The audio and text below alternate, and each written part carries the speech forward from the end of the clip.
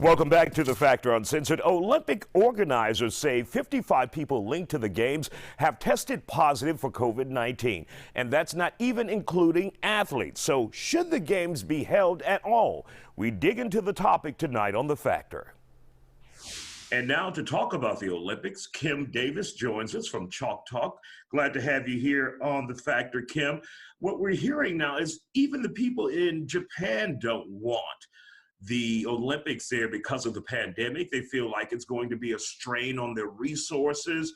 And we have all of these athletes who are testing positive, athletes who have spent years preparing for this event. Yeah, well, first, always good to be with you, Isaiah. It's a tough situation, right? I was surprised that they decided to go on and go through with the Olympics. But now that they've done that, I think it's tough to cancel. I mean, you have all these people who've traveled there. First of all, they're not going to cancel, right? Tokyo spent too much money. NBC spent too much money for the TV rights. But I just don't think, I mean, I'm always excited about the Olympics. I'm not that excited about it this year. Of course, I'm going to watch, but it's got a different kind of feel. There's so many distractions. And of course, we are still in the middle of a pandemic, and Tokyo is not doing well with it. So it's going to be strained. I don't see them canceling it. I think it's a tough call at this point.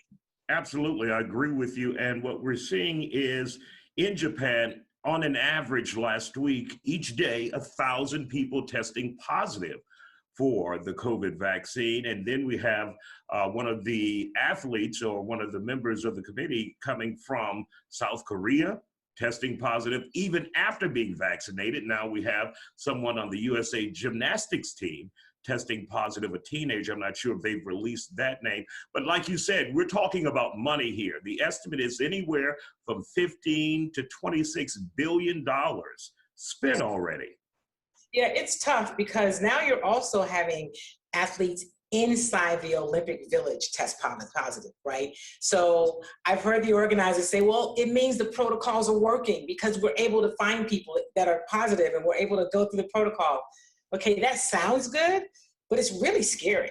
You know, there are people that have been journalists, there have been organizers, coaches, players. It's like no one's really safe. And as you said, because it's rising, you know, COVID is kind of rampant in Tokyo right now, it's real scary. It's a tough place to be. I think they should have made the decision earlier. I think now it's kind of tough. I mean, opening ceremonies are Friday night. Right, How do you right. cancel it before that? Well, I mean, Japan is in a state of emergency. Can they say, look, we're in a state of emergency. We made a mistake. Let's just pull back and wait till 2024 or whenever the next Olympics will be? I think it would have to come from Japan. I think the country would have to say, you know what, it is, as you said, it's a state of emergency. Of course, we know because you talked about the amount of money that's been sunk into getting the games there. They're not going to do that, but I think that's what it would have to take. It would have to be that country on the ground saying, you know what, it's too dangerous, but we're 4 days away from opening ceremonies. I don't see it happening. It's scary. Kim, what if we see marquee stars like a Simone Biles or someone like that? Not to say that it's happened, but if they pull out saying, look, it's becoming too much of a problem, it's putting our health at risk, I think we should just not participate this year. I think it would take a few players like that, probably inside the village, you know, to inside the Olympic Village to say it's too dangerous, we're going to leave, or a whole team like the USA basketball team. Not that they're lighting the world on fire, but you know what I mean. I think that's another show. Just a little jab there, just a little jab. I think it would take something like that to change things. I mean, the tennis team, as it stands, of course, Coco Gauff tested positive. She didn't make the trip.